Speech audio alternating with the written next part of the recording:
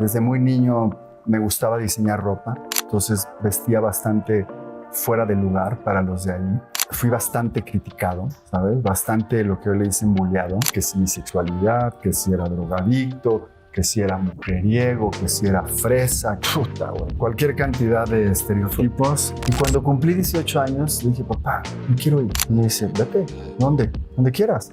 Y me fui a vivir a París. Tenía la habilidad de la maqueta. Era muy bueno haciendo maquetas. Claro. No necesitaba, claro, lo dibujabas en volumen. Claro. Me hice tan bueno que tuve un taller de maquetas y así fue como conocí a todos los arquitectos de México.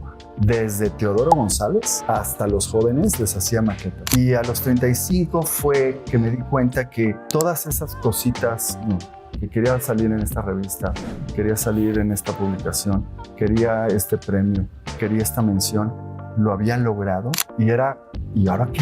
Entro en una depresión, me voy a rehabilitar, me voy a terapias, etcétera, y a destruir este personaje pop. A partir de mis 50, y mi deseo, digamos, máximo hoy en día es morir sano. Ese es mi deseo.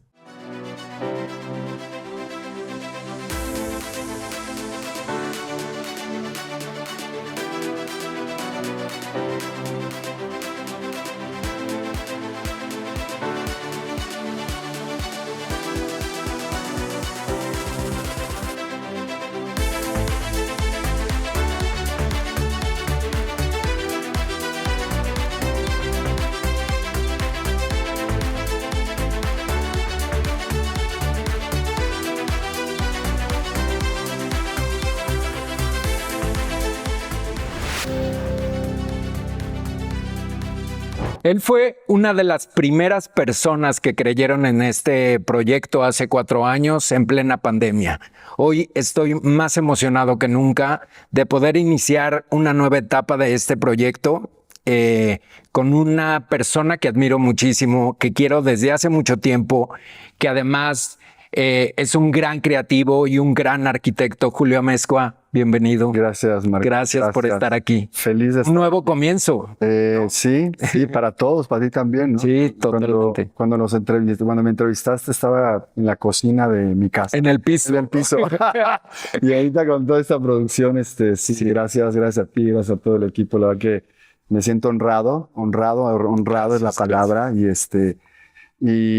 Y lo que te decía, ¿no? Estas pláticas son como de amigos y de corazón a corazón. Sí. Y al que le guste, ¿no? Ahora sí que bienvenido. Seguramente con esta plática tocaremos muchos corazones, mi querido Julio. Como fue en la pandemia. Sí. En la pandemia el tema era que tú como creativo y yo vivimos siempre en una incertidumbre constante, en un estrés de vacas gordas, vacas flacas, vacas desnutridas. Y era como el saber que íbamos a salir adelante, pero eso es una constante de la vida, ¿no? Y de todos los seres humanos. Sí. Y yo creo que además de todos los mexicanos, o sea, nos la tenemos que estar ingeniando porque es un país que vive en una, pues sí, incertidumbre diaria. Sí, creo que es algo, fíjate que eso que dices lo he platicado con muchos amigos y en nuestra formación, ya después de 25 años de trabajo, tenemos algo en particular el mexicano, ¿no? O sea, crece siempre en crisis, ¿no? O sea, en mi mente, ayer que estaba con mi mujer, me dijo, ¿pero qué pasó en el 94? Le digo, pues la crisis del 94, ¿no? Y después la crisis del 97, y después la crisis 2000, la crisis 2008.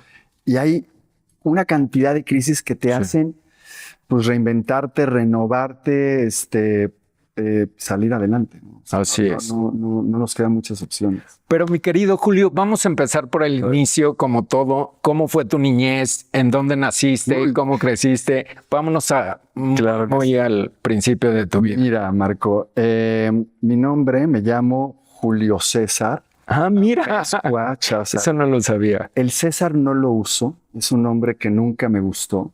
Un nombre que siempre me incomodó, ¿no? El Julio César. Me parece que tenía una carga que no me correspondía. Y el Julio me gustaba, ¿no? Y ya después de joven, mis amigos que me conocen bien me dicen o Julito como tú o me dicen Yulai. Crecí en Cuernavaca. Mi madre es de Veracruz, mi padre es de Morelos. Y crecí en una infancia bastante buena, digamos, muy privilegiada, sobre todo porque en esa época Cuernavaca híjole, eran unos jardines increíbles, estamos hablando de los 70s, 80s, había mucho extranjero viviendo ahí. O sea, yo recuerdo mucho ir a casa de americanos, europeos, en estos jardines increíbles, con mucho arte. Pero siempre, fíjate que yo siempre me sentí incómodo en Cuernavaca, ¿no? Fui desde muy niño, me gustaba diseñar ropa, entonces vestía bastante fuera de lugar para los de ahí. Fui bastante criticado, ¿sabes? Bastante lo que hoy le dicen bulleado, que si mi sexualidad, que si era drogadicto, que si era mujeriego, que si era fresa. Puta, güey. Cualquier cantidad de estereotipos, todo eso fui, ¿no? Todo y nada, ¿no? y siempre con la idea de irme. Siempre me quise ir. Y cuando cumplí 18 años, le dije, papá, me quiero ir. Y me dice, vete, ¿dónde? Donde quieras. Y me fui a vivir a París. Y ahí como que empecé. O sea, ¿cuántos años tenías? 18. 18 ya era. Ok. Acabé la prepa y entré a estudiar arte. Sabía que quería ser arquitecto, pero tenía dudas. Me encantaba la moda, pero tenía muchas dudas de la moda. Decía, bueno, si estudio arquitectura, veo que varios arquitectos pueden hacer ropa, claro. Y no viceversa, ¿no? Entonces me fui con la idea de estudiar. Llegó el 94, la primera crisis, y un día me habla mi papá y me dice, regrésate. Te regresas. Pero bueno, me puedo ir a Los Ángeles. No, te regresas a Cuerno. Yo, ¿cómo? Sí, no, estoy endeudado, los dólares, qué sé yo. Y regresé a Cuernavaca a mitad, no sé, en un octubre, algo así. Me acuerdo que la UNAM estaba de huelga. Y un poco desesperado de estar ahí, dije, bueno, ¿a dónde me voy, no? Y me vine a la Ciudad de México. Había el papá de un amigo, un uruguayo, que me quería mucho y me apoyó y llegué a vivir a su casa. Y ahí fue cuando empecé a vivir, ¿no? Porque te decía, ¿no? Antes tenía coche, tenía todas estas comodidades y de pronto pues, no tienes nada y tienes que conseguir becas. Y empecé a conocer la Ciudad de México, ¿no? A moverme en transporte público. Y muy poco tiempo me puse a trabajar, busqué trabajo. Curiosamente, había dos arquitectos en ese momento que me interesaban mucho. Uno era Alberto Calach y otro era Enrique Norte. Y Bernardo Gómez Pimienta, que era socio. Y fui a la primera entrevista que me entrevistó Norten y Bernardo y entré así porque en Europa me había dado cuenta que tenía habilidades para las esculturas. Okay. Entonces era muy bueno haciendo maquetas. Y en ese momento se había ido su maquetista. Entonces me puse a trabajar, me puse a maquetear desde el primer semestre y prácticamente ahí desarrollé mi carrera, digamos, la licenciatura, ¿no? Ya después gané una beca y me fui a vivir a Los Ángeles un año, regresé a México y después gané otra beca para estudios de posgrado y me fui a vivir a Nueva York. Y en Nueva York siempre me fui con la idea de quedarme. Para mí era eso. Y tampoco sucedió. Tampoco sucedió. Me regresaron. Para mí uno de los... Digo que me regresaron, porque la vida me regresó. Oye, Julio, pero todo eso alimenta a un creativo cabrón. O sea, es alimento desde el tema que llegas de Francia a subirte a un metro, a usar transporte público, a vivir la ciudad, es alimento 100%. Y es que la ciudad, sobre todo para los arquitectos, digamos que nuestro respirador o nuestra materia prima es la ciudad. De eso nos alimentamos. Y el diseñador justo también. Te vas a la calle y ves cómo se visten y qué se ponen y cómo hacen una combinación extraña y de ahí sacas ideas. Exacto. ¿Cómo es tu proceso creativo? A raíz de haber vivido en tantos países, tantas ciudades, conviviendo con tanta gente, ¿involucra mucho el proceso? Yo creo que sí, y si no te sabría definirte el proceso, a lo mejor digamos que el resultado final, si tú ves mis obras, son muy distintas una de otra. Okay. Y era básicamente también porque los clientes son distintos, ¿no? En una ocasión me tocó colaborar con tu hermano, es ahí donde nos conocimos. Sí. Tu hermano tiene como una visión mucho más empresarial que yo, que en ese momento yo estaba buscando. Entonces como que nos complementábamos muy bien. Y entonces cuando tú ves mi obra, sobre todo los primeros 18 años, es muy distinta. Como que no hay un lenguaje que te diga, mira, eso lo hizo Amezcua. No, era como dependiendo del cliente, dependiendo del presupuesto, dependiendo de la geografía, dependiendo de muchas cosas, era el resultado. Ok. sí había como una metodología, y mi metodología, yo siempre fui muy malo para dibujar. Y realmente me frustraba porque mi papá era muy bueno, porque mi hermana era muy buena, y porque de niño oía que tenías que ser bueno para ser arquitecto. Y entonces yo estaba decidido a comprobarles que eso era una mentira, ¿no? Tenía la habilidad de la maqueta. Era muy bueno haciendo maquetas. Claro. No necesitaba, claro, lo dibujabas en volumen. Claro. Me hice tan bueno que tuve un taller de maquetas y así fue como conocí a todos los arquitectos de México. Desde Teodoro González hasta los jóvenes les hacía maquetas. Yo recuerdo la maqueta del edificio de amenidades que diseñaste para nosotros, que era como un Lego. Andar. O sí, como un Lego que se unían Como partes. Jenga, ¿no? Como un Iba Jenga, sí, jugando, sí. Exactamente. Padrísimo. Exactamente. De madera, además. De madera. Y que es que mis maquetas, las de la gente las hacía como me las pedían. Sí. Pero las mías siempre fueron de madera. Wow. Y ahora que dices eso, como que me viene, ahí es realmente mi primer contacto con la madera. Que ahora sí ves que ahora es tu lenguaje. Es mi lenguaje. Ahora sí ves algo y dices, ah, mira, eso es de Julio, eso es Kineki, ¿no? Pero pasaron 20 años más o menos. ¿Cómo vives el reconocimiento de la gente? ¿Lo necesitas? Lo necesitaba. Lo necesitabas, justo. Muchísimo.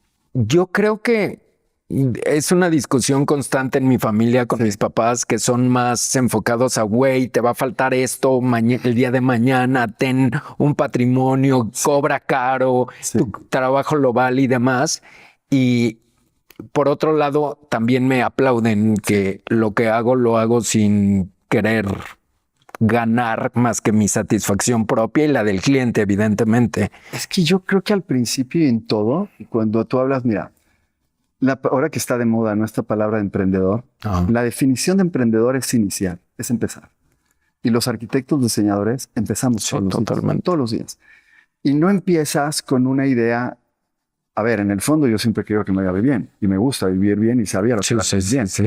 Eso no está peleado, pero no es tu fin, no es lo que, ¿sabes?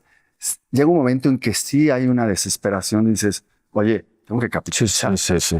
Pero volviendo a tu pregunta, yo ahora que cumplí 50, pues obviamente tengo una visión muy distinta de mí mismo, ¿no? Yo cuando cumplí 35 años, yo digo que he tocado 2 veces fondo, ¿no? Esas tristezas profundas, ¿no? De quererte ir a veces, ¿no? Y a los 35 fue que me di cuenta que todas esas cositas, ¿no? Que quería salir en esta revista, quería salir en esta publicación, quería este premio, quería esta mención, lo había logrado, lo tenía. Lo tienes. Y era, ¿y ahora qué? Estoy deprimidísimo. ¿Qué hago con esto? ¿A qué edad fue? 35. Fue a los 35 años que fue como ese primer fondo que en verdad era una tristeza de... ¿Por qué? Porque me dediqué desde que salí de mi casa a los 18 años, me dediqué a construir ese personaje. Y llegó un momento en que el personaje dominó mi vida. Era un personaje que no me podía quitar. El personaje de arquitecto. ¿Sabes? Era Julio el arquitecto. Y yo estaba confundido porque eso no era yo. ¿Sabes? Ni siquiera sabía quién era Julio. Entonces, entro en una depresión, me voy a rehabilitar, me voy a terapias, etcétera, y a destruir este personaje poco a poco. Poco a poco, y decir, no, yo no quiero esto. Y fue que yo las 2 cosas que más he deseado en la vida es ser arquitecto y ser papá de Simonetta. Son las 2 cosas que más he querido en la vida. Eres un gran padre, Julio. O sea, de verdad, en tus redes sociales no hay una historia donde no conmuevas, donde no... Porque claro, la gente que te conocemos esa parte de arquitecto famoso, reconocido, que es importante, pero para mí la parte humana te hace aún más importante. Y al unirlo, bueno... Claro. Creo que el ser humano conecta con otro ser humano a través del amor y del dolor. ¿Cuáles han sido los momentos de mayor dolor que dices, de esta creo que no voy a salir? Todos lo hemos pasado tal vez con la sabiduría de que siempre se puede y siempre se sale. Pero ¿cuál ha sido ese momento? Fíjate que yo tuve hoy lo digo, la fortuna de estar el día que se cayeron las Torres Gemelas. Yo estaba ahí ese día, ¿no? Ese día salí corriendo, ese día tuve que sobrevivir, ese día tuve que hacer muchas cosas para vivir, ¿no? Y ese día, al ver tanta gente morir, me marcó, pero no nomás me marcó, sino me dañó por mucho tiempo. Y no me di cuenta de eso. ¿Por qué? Porque estaba en el trip de ser reconocido, de ser famoso, de ser un gran arquitecto, que dijeran, este güey es un gran arquitecto. Y entonces, aunado a esa tragedia, a ese trauma, combinado con un ego desmedido, lo que sucedió fue que durante muchos años pues, no podía dormir por las pesadillas y pues es muy fácil beber, ¿no? Y empecé a beber y después a la otro día pues estás crudo, entonces te fumas un gallito para mediarla, ¿no? Pero luego andas a mediodía y medio mal, entonces un pasecito y llega un momento en que tu vida se hace una serie de adicciones y es ese momento en donde me acuerdo que un día, porque cuando me ponía hasta la madre, siempre acababa ahí llorando, ¿no? Y le hablaba a mi mamá, ¿no? A las 3 de la mañana, ¿no? Y un momento que mi mamá me dijo, Julio, basta. No me puedes seguir despertando, cabrón. O sea, tienes dos opciones. Sí.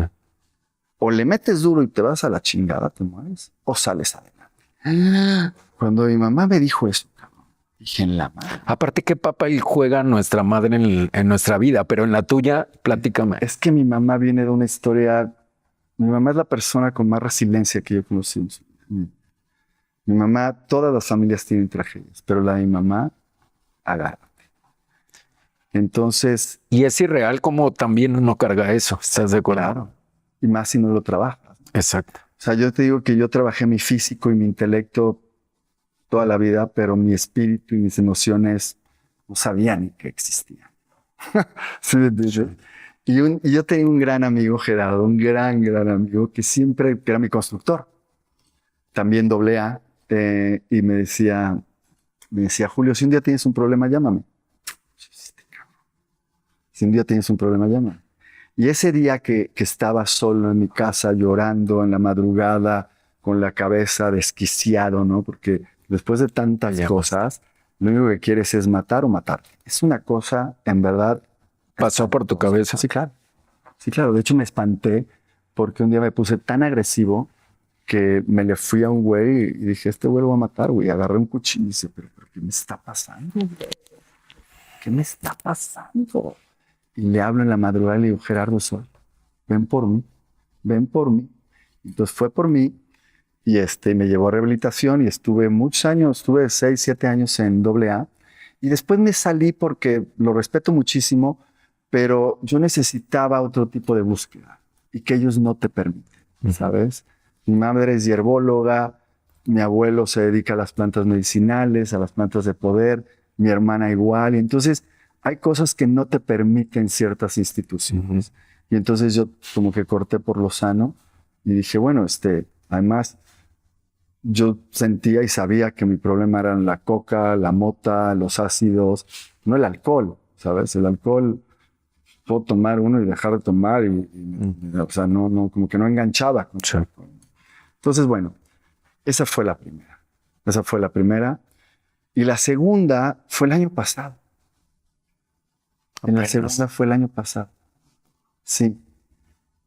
Porque mataron a mi sobrino. Estoy enterado. Se metió desgraciadamente con quien no se tenía que meter, con una mujer de un narco. Y volví a contactar con esa parte obscura que todos tenemos. Y recaí porque tenía un nivel de tristeza que cuando fumas, pues te fumas, ¿no? te sales. Y entonces recaí. Y esta tristeza de pronto se convirtió en una agresividad que no conocía, ¿sabes? Y de pronto esa... Ya tenías una mujer y ya tenías esa Simoneta. Sí. Y eso que te ayuda, pero no, y mi mujer me ayuda. Mi mujer es una extraordinaria psicóloga. Sí, y es una mujer fuera de serie. Es una mujer fuera de serie. Pero también un momento me dijo, ¿sabes qué, Julio? Necesitas estar solo. Yo me voy 10 días porque necesito estar solo, porque porque no estás conectando. ¿Y no era peligroso? Sí, claro que fue peligroso. Sí, pero no, porque a pesar de que en mi vida hay estas historias de suicidio y eso, yo sé hoy en día con la información que tengo y lo que creo en relación a las almas y eso, que no me permitiría algo así, y menos a mi hija.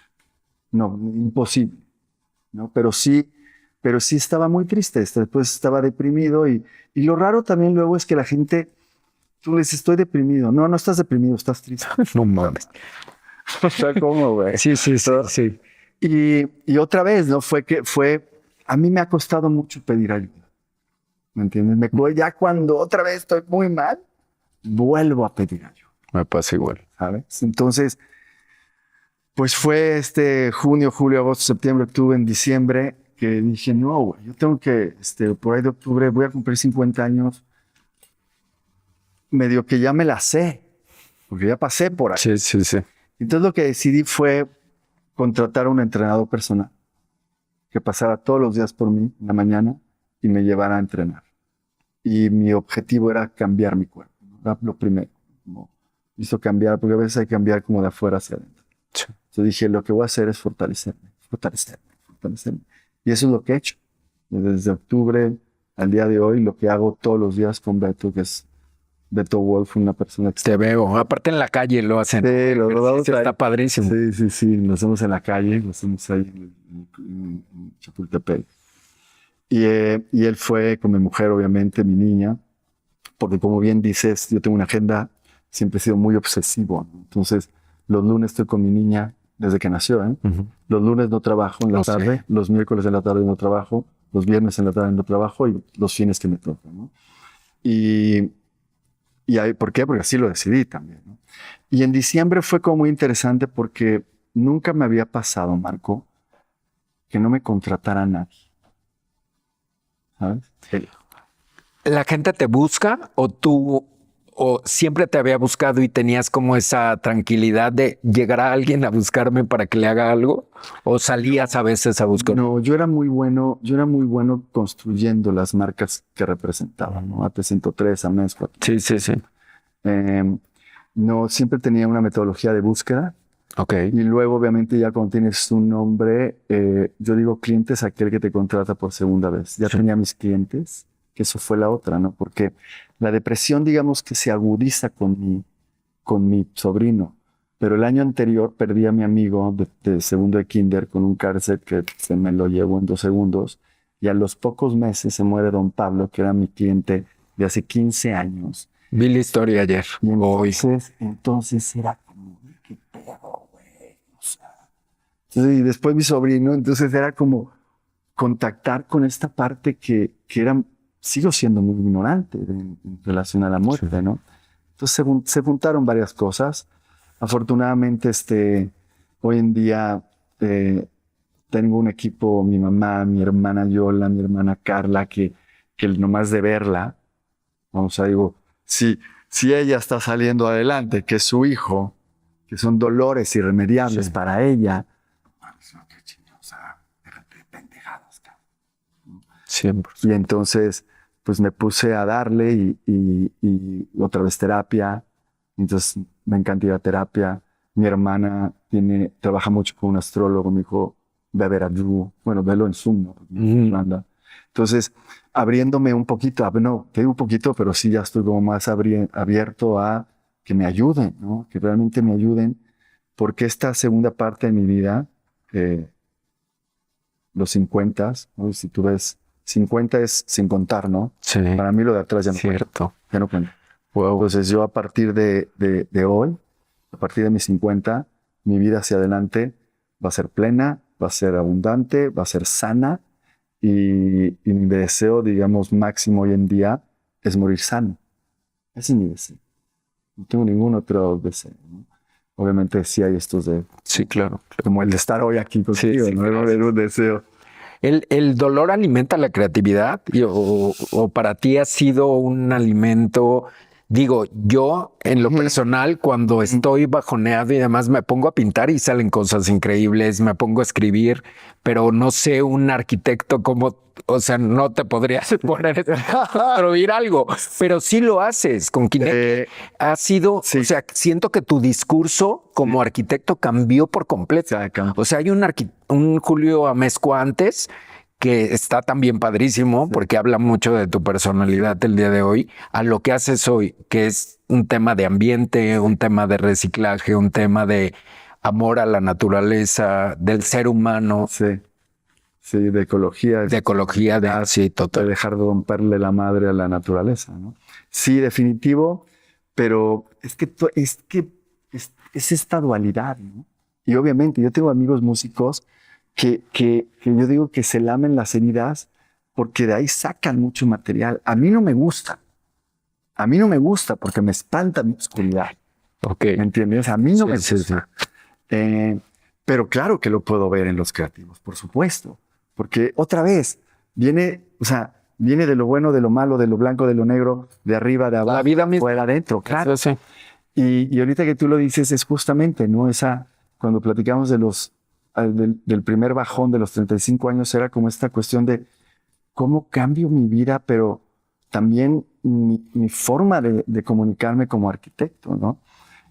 Y fue cuando nació mi hija, ¿no? Que de repente me doy cuenta que no me puedo construir una casa como las que yo diseño porque son muy caras, porque aparte son una mierda técnicamente, o sea, destruyen la naturaleza. O sea, a mí que no me digan que el concreto, o sea, como dice Vélez, hay un arquitecto que dice que los arquitectos tenemos que ser vegetarianos, wow, en lugar de mineralistas, ¿no? Sí. La realidad es que la arquitectura, o sea, el 40% del daño de este planeta lo hacen las construcciones. Entonces, tú imagínate el nivel que es eso. ¿Me explico? Entonces, cuando tú entras en un nivel de conciencia, no estoy diciendo que es alto nivel, nada, pero entré en otra dimensión. Total. Yo dije, yo no puedo seguir haciendo lo que hago. Y menos con mi hija. Y ahora menos que no me alcanza para tener una casa. Entonces, ¿cómo le hago? Yo tengo un problema, le enseño. Entonces, si dices que eres tan chingón, haz una solución. Decía, sí. Resuélvelo, cabrón. Resuélvelo. Y resuélvelo para ti. Y eso fue lo que hice con Kinect. Oye, o sea que el niño Julio que quería construir naves espaciales, ¿dónde se quedó? Ese niño siempre se quería ir, ¿te acuerdas? O sea, por eso, justo. Ya. Por eso quería hablar. Hoy fíjate que estoy en paz, empiezo a estar en paz con ese niño, ¿no? O sea, ese niño que sí, que a pesar de que mi familia, que es una familia fantástica, en verdad fantástica, pero a ese niño sí le faltó como ese apapachito, ¿no? Como que ese papachito yo he aprendido a dármelo. ¿Hablas con él? Sí, mucho. Sobre todo en los sueños. Para mí los sueños es la mitad de mi día, ¿no? Y ahora que estuve deprimido le decía a uno de los que me está ayudando, le decía, Edgar, es que no sueño. Y eso para mí es una tristeza profundísima. Porque al otro día, digo, puta madre, ¿para dónde le jalo?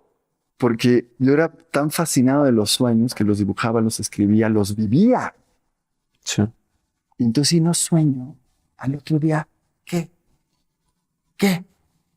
¿Sabes? Uh-huh. Entonces sí, afortunadamente empiezan otra vez a llegar, ¿no? Empiezan a llegar los sueños. Tanto que en los sueños es donde me guío, ¿no? Los sueños es el que me dijo, vete a vivir acá, vete a vivir allá, vete a vivir acá. Y ahora me dijeron, vete a vivir a Oaxaca. Ah, Oaxaca. Sí, vete a vivir a Oaxaca. Hace tiempo que me vienen diciendo, vete a vivir a Oaxaca. Que ya tienes tu casa, ya la construiste. Exacto. El tiempo llegó. No es una nave espacial, pero es de madera. Exacto. De palitos de madera, literal, como de niño. Exacto. Está padrísimo. Y ya no me tengo que fugar. ¿Entiendes? No. O sea, ya no me tengo que fugar. Ya no necesito fugarme. Ya tengo lo que necesito. Simplemente ahora es conservarlo y crecerlo, ¿no? Y lo que más me interesa ahora es compartirlo. Porque Kinect ya pasó, como le llaman los americanos, la prueba de concepto. Uh-huh. Fue 8 años probando que funcionara.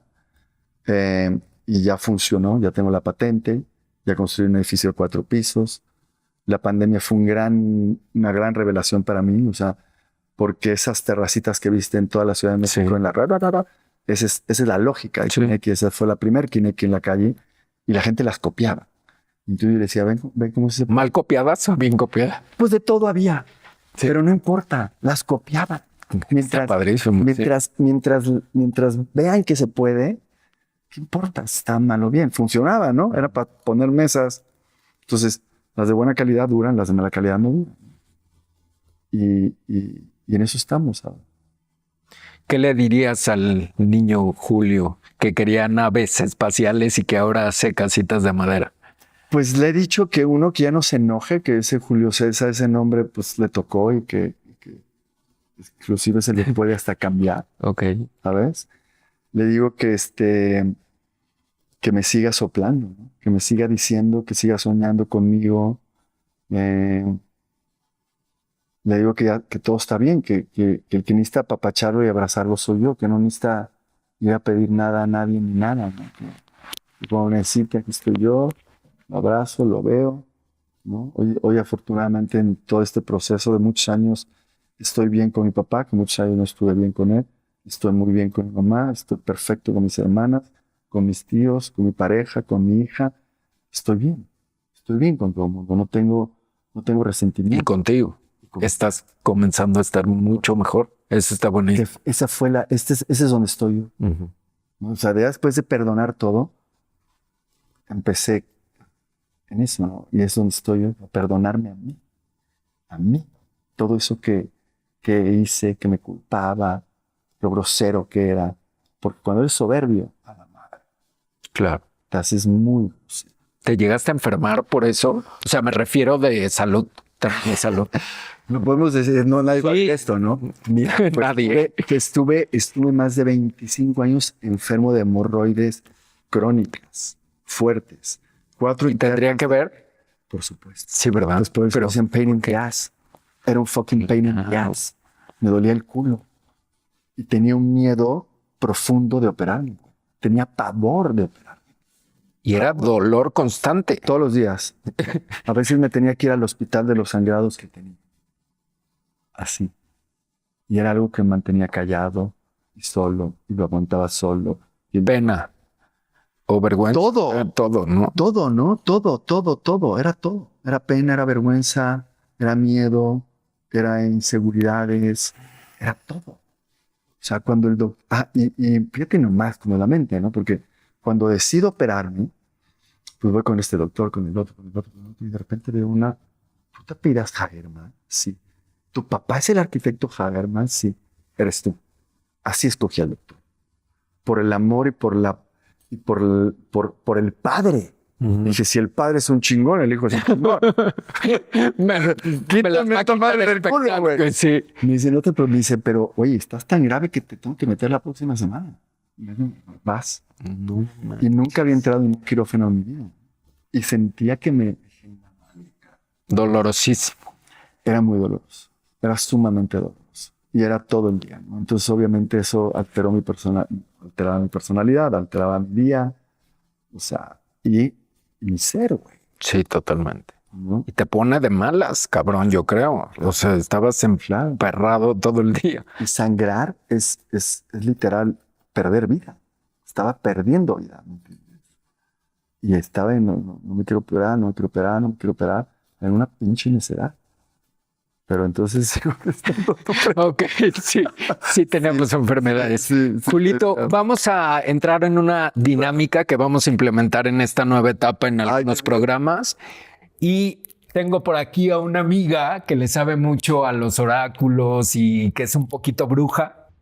Paola Aja. Julio, tenemos que sacar una tarjetita. Ella te va a explicar más. Todo después de escucharte es este proceso de cómo nos volvemos a encontrar, cómo nos deconstruimos y nos permitimos ser más que una posibilidad en la vida. Cómo en este andar nos tenemos que quitar todas esas cosas que decimos que somos. Correcto. Es lo que nos dijeron que tenemos Correcto. que ser. Y también muchas veces vamos sobre el tema, sí del dolor, sí del trauma, pero también todo lo que nos despierta el gozo y lo que nos permite el placer. Y cuando encontramos esta información, nos damos cuenta que hay que aprender a jugar, que ser humano implica saber jugar, porque somos un ser con un valor infinito, pero también somos un humano con un cuerpo y una existencia con las resistencias de esta dimensión. Pero no solo somos eso. Y tu plática nos ha aportado muchísimo. La participación con Marco, cómo te has abierto, me queda clarísimo que la apertura en tu vida ha sido una constante, que el decir sí es una constante. Y pues el azar no existe, la magia sí, la manifestación sí, y con muchísimo amor y con muchísimo respeto a tu ser, pues te voy a poner algunas tarjetitas que vienen cargadas, pero sobre todo de algo que sería lindo que hoy compartieras con la gente, porque a veces pasan tantas cosas a nuestro alrededor y a veces el campo cuántico nos dice, de aquí podemos sacar algo. Feliz. Gracias.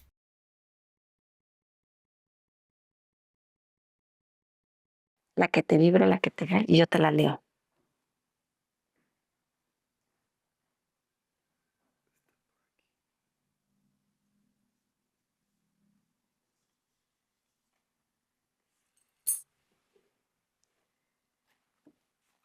Si tuvieras que elegir un valor, un concepto, no en esta temática de valores tradicionales, no, un concepto de vida que deseas no corromper ya, aunque en la vida se ponga difícil defenderlo, ¿cuál sería? Autonomía. Platícame por qué. Porque creo que todos los seres humanos tenemos, o al menos yo quiero trabajar mi autonomía emocional, mi autonomía física, mi autonomía económica, mi autonomía intelectual, todo. Mi sueño es irme a esta vida a ser completamente autónomo, no depender de nadie, en ningún sentido, como un árbol. Eso es lo que yo quiero, ser un árbol. Compartes, das, pero no necesitas de nadie. O sea, no quiero necesitar de nadie. No quiero volver a necesitar como lo tuve que hacer, de leer y ser y copiar este arquitecto y el otro y el otro y el otro, inventarme todos estos choros intelectuales. O sea, creo que si trabajamos de manera individual, en este caso yo y cada quien autonomía, dejaremos de estar. Digamos que es una autonomía, pero no de no darnos, no desde el no compartirnos. A veces puede sonar a autonomía es solo uno y no necesita. No, es esta autonomía de valor. Esta autonomía donde sabemos y sentimos que somos y que en ese valor infinito que somos, estamos existiendo como un árbol y que desde ahí nos compartimos a los demás. Igual que el árbol, ¿no? O sea, el árbol, y fíjate, es que llevo semanas y semanas con esto, ¿no? Y el árbol crece en la oscuridad. ¿Qué árbol te gustaría ser? En la próxima vida voy a ser un secuoya. Un secuoya, porque además los secuoyas son estos gigantes, ¿sabes? Pero además el secuoya, para que nazca su semilla, tuvo que haberse incendiado, ¿sabes? Tuvo que haber un fuego antes. Ok. ¿No? Por eso son tan fuertes. Entonces, y duran 500 años. Y ya cuando mueren, ¡puf!, se caen, ¿no? Y son los que más me han impactado. ¿Qué es esto? Wow. Buenísimo. Eso es lo que me gustaría hacer. Ok. Sí. Qué regalo, porque además el tema del árbol, siempre lo que permanece está conectado con la madera, contigo, está conectado con tu historia, con esta parte de lo profundo, de lo oscuro, de salir a la luz, de llegar a tu parte más sublime, está conectado con lo que las ramas le están aportando a los que están, pero por el simple hecho de estar sin forzar. Y también estos árboles que tienen años más allá que nosotros. Y entonces creo que esta semilla que se incendió para crear este árbol maravilloso que hoy está, no solamente es para los que estamos aquí, para tu pequeña o para la gente que está. Ese árbol va a impactar a muchísimas generaciones más. Así que es un privilegio que veas tu vida. Sí, ay, pues gracias. Y para mí es un privilegio poderlo compartir. No, hombre, en estos yo espacios. feliz. Es tu espacio, mi Pau. Qué buena dinámica. Sí, ¿verdad? No, Está pues sí, bueno. te sacas de acá de... Eso se trata. Y ahora vamos a jugar otra tú y yo, mi Julio. Claro. Voy a decir unas palabras y puedes decir, contestar con una otra palabra o desarrollar. ¿Ok? Sí. Amor. Simoneta. Igualdad. Todos. Dios. Infinito. Religión. Ninguna. Familia. Lo más importante. Sexualidad. Súper importante. Me falta aprender, ¿sabes? Me falta aprender. O sea, creo que crecí justo lo que decías, ¿no? Crecí con tantas cosas de tú eres así, tú eres así, tú eres así, tú eres así, que me fui poniendo tantas cosas. O sea, para platicarte cuando tenía 17, 18 años, o sea, se decía tanto que dije, no, pues ya, güey, voy a darle un beso, voy a agarrar un cabrón para ver si soy o no soy gay, ¿no? Porque si todos dicen, hasta mi mamá, pues a lo mejor sí, ¿no? Y a lo mejor no he salido del closet. Y cuando lo intenté, si es que no me gusta, cabrón. Pero sí, pero, por ejemplo, mi primo me decía, Jeffrey, mi primo me decía, Julio, es que tu alma sí es gay. Digo, seguramente el alma no tiene sexo. Y soy tan abierto en eso, ¿no? En ese tema porque yo me acuerdo de niño ver hombres, mujeres y gays. O sea, no fue un tema en mi vida que, ay, mira, hay homosexuales o hay lesbianas. Por supuesto, y aparte por los lugares en los que viviste. Sí, ¿no? Y por mi familia. Normal. Y por mi familia. Mi tío, el escultor, pues era diferente a todos. Mi primo Jeffrey, que es un amor y que ha sido una de las personas que más me ha influenciado en la vida, en el arte, en la música. Cuando era niño era tan hermoso que no podía saber si era niño o niña. Patricio, que en paz descanse, le decía, ¿tú qué eres? Entonces, esta conexión, sí, esta conexión, ¿sabes? Pero a la vez crecí con muchos tabús, ¿entiendes? Entonces, sin contar, ¿no? Con mi mujer, una de las cosas que quiero es eso, ¿no? Es volarme, güey. Así como me volé a otras cosas, ahora lo que yo quiero es aprender mi cuerpo, por eso el ejercicio, ¿no? Por eso conectar con ella, por eso estar con ella. Para mí, por ejemplo, la fidelidad es una cuestión de decisión personal. Sí. Decisión personal, ¿sabes? Somos infieles por naturaleza. O sea, no mamen, ¿sabes? Y a mí es un tema que quiero aprender, que no sé de eso. Y quiero aprender con mi mujer, para que con mi niña pueda tener todo el goce del mundo que yo no tuve. ¿Sabes? ¿Estuviste casado, Julio? Es que ahorita que le dices, yo lo que estoy aprendiendo ahora es a decir que no. Nunca me quise casar y me casé 2 veces. Y lo digo con todo respeto. Las adoro, increíble, pero la vida me llevó a eso. Pero si me preguntabas en ese momento y antes, yo no quería casarme. Nunca quería casarme. No me gusta. Me parece ilógico. A mí. Pero la sociedad está... Esto, lo otro, es que si no puedes tener familia, la chingada. ¿Cómo han pesado los deberías desde chavito hasta el día de hoy? Muchísimo. Y los más importantes, por ejemplo, algo que empecé a hacer hace mucho que ahora amo, que odiaba, eran los tatuajes.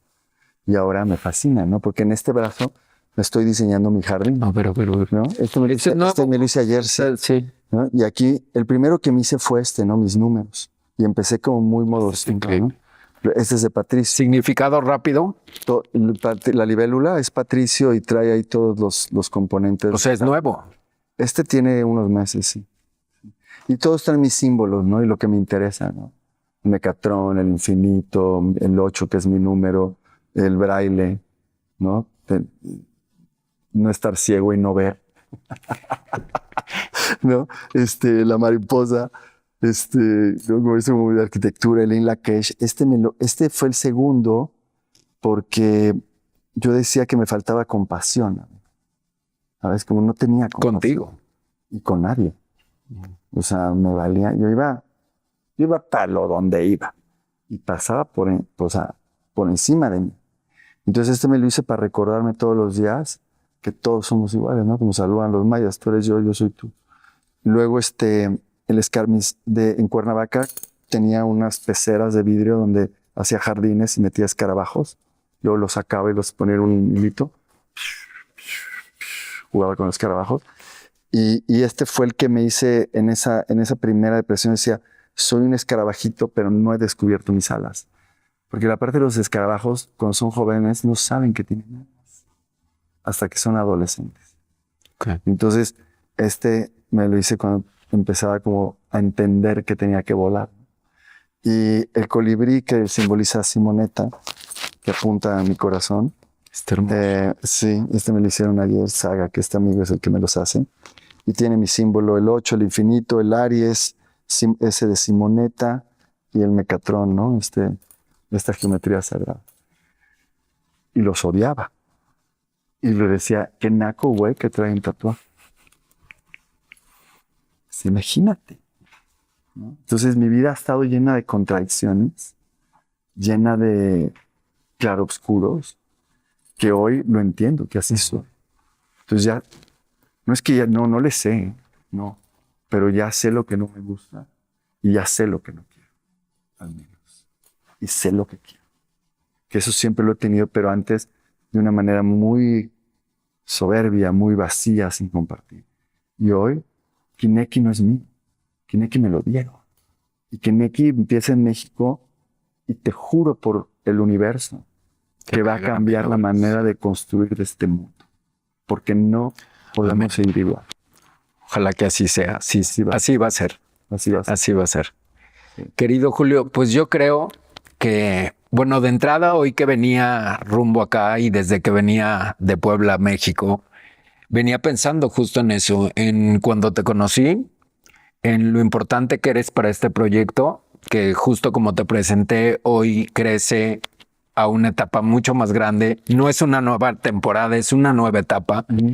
Y venía diciendo, qué padre cómo se acomodaron las cosas, porque era un tema que veníamos rebotando desde que empecé un año en esta plataforma a platicar de a ver cuándo nos volvemos a ver y demás. Y las redes sociales nos hacen sentirnos cerquita, pero realmente es que no nos habíamos visto. Años. Más de 5 años, yo creo, porque la pandemia fueron 4 y te vi en tu cocina tirado en el piso. Sí. Pero agradezco muchísimo eso, que la vida justo es tan perfecta que te volvió a poner en este nuevo arranque, en estas pláticas, que deseo de todo corazón lleguen a muchísima gente, que toquen muchas almas, que mucha gente se vea reflejada con tu ejemplo, con el compartir esto, que no es tan fácil, y que agradezco un montón y con todo el corazón que hayas aceptado la invitación otra vez, ahora sí en persona, presencial, y te quiero mucho. Te admira mi familia completa, mi hermano, yo, y agradezco, de verdad. Yo también, hermano. Sabes que te quiero mucho y es las mismas palabras que me dijiste, son como y con toda la posibilidad que tenemos, que estamos llenos de posibilidades, que no nos limitemos, que abramos esto, así como te fuiste a 1000 países y se te abrió tu abanico de posibilidades, que sea una vida completamente así. Gracias. Siempre para ti. Gracias, ¿va? Marco, y felicidades, la verdad que te ven increíble. Creo que este espacio, como te decía, que hay muchos podcasts y hay muchas entrevistas, pero algo tiene en particular que yo lo he visto y algunos amigos que tenemos en común, cómo se abren. Yo venía y decía, ay, es la madre, ahora sí van a saber la neta. Ahora sí van a saber la neta y eso es muy bonito porque es que sepan la verdad de uno, ¿no? Gracias. Sí, se ha dado porque justo en la pandemia sí era vamos a salir adelante, somos vulnerables. Sí. Y al final, como lo platicaba con una amiga, cuando nos mostramos vulnerables, generamos en los demás fortaleza. Sí. Y eso es una gran cualidad. Sí, totalmente. Una gran cualidad mostrar la vulnerabilidad. Antes yo la tapaba y ahora creo que es de lo más poderoso que tenemos. Exactamente. ¿Sabes? Esa madre de quebrarte o reírte o ser vulnerables, cabrón. No pasa nada. Así es. Gracias. Te agradezco. Gracias a todos. Que no sea la última vez y que no tenga que pasar 4 años más. Pues ya saben, cuando se les acabe la lista, que creo que no se les va a acabar, a ver si me vuelven a llamar y yo voy a estar feliz de colaborar porque... Te veo el próximo mes. Así será. Ya está. Gracias a todos. Por favor, suscríbanse a mi canal y activen las notificaciones. La vida se trata de eso, de compartir. Compartan, por favor, que de eso, como dije, se trata la vida. Los quiero. Gracias. Vamos por muchos años más. Comparte, suscríbete y activa las notificaciones. Nos vemos a la próxima. Gracias.